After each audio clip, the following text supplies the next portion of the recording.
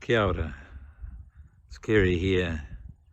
We're looking down from Pukekohe Hill towards the Manukau Harbour and across to the western side of Auckland.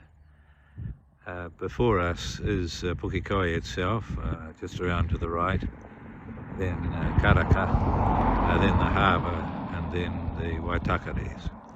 And as I pan around to the north, we're looking straight towards the Sky Tower in Auckland, and this side of that Sky Tower is of course Onehunga, One Tree Hill, etc. Then to the right is Papakura, and then immediately in front of us is Pukekohe. Then if we pan around to the right, we see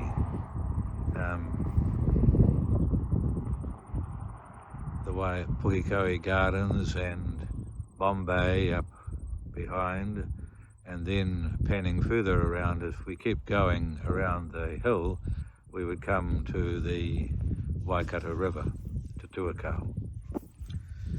Now this was almost kind of no man's land when Governor Gray ordered Cameron to cross the Mangatawhiri on the 12th of July. And Gray gave an order, a declaration, dated the 12th,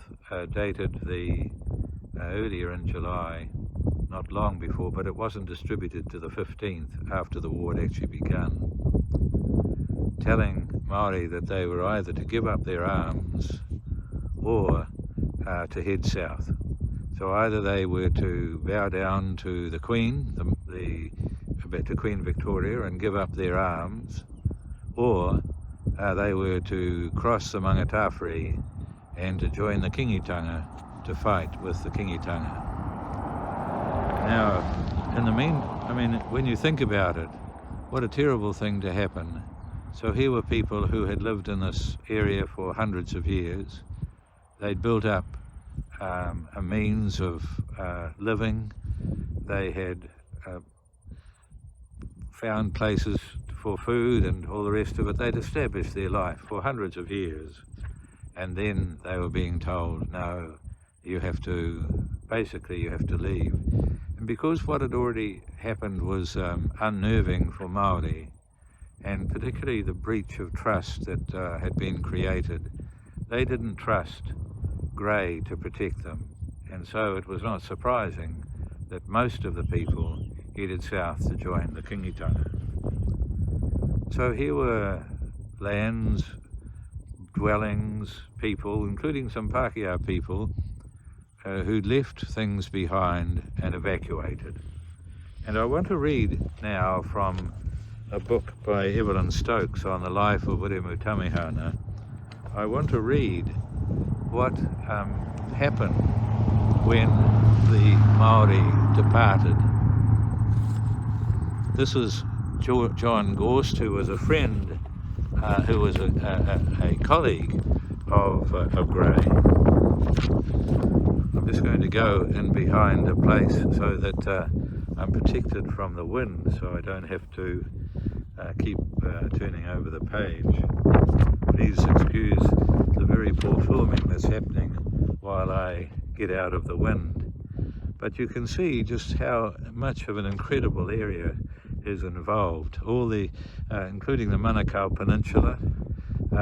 And so what happened was that at the beginning of the war, basically, the troops destroyed all the waka. Now, there were dozens and dozens, if not hundreds of waka, particularly up the Manukau Peninsula, all of which were destroyed. And so now I want to read what happened at that time. The fugitives were, of course, unable to carry all their goods with them. What remained behind was looted by the colonial forces and the neighbouring settlers. Canoes were broken to pieces and burnt, cattle seized, houses ransacked, and horses brought into Auckland and sold by the spoilers in the public market. Such robbery was, of course, unsanctioned by the government, but the authorities were unable to check the greediness of the settlers. Compensation was promised to the sufferers, but it looked strange in the eyes of the natives that a government which was about to make war on Waikato because the chiefs could not prevent lawlessness should itself be unable to restrain its subjects from unjust acts. Yes, the absolute hypocrisy of it all. Ka kite, Kerry.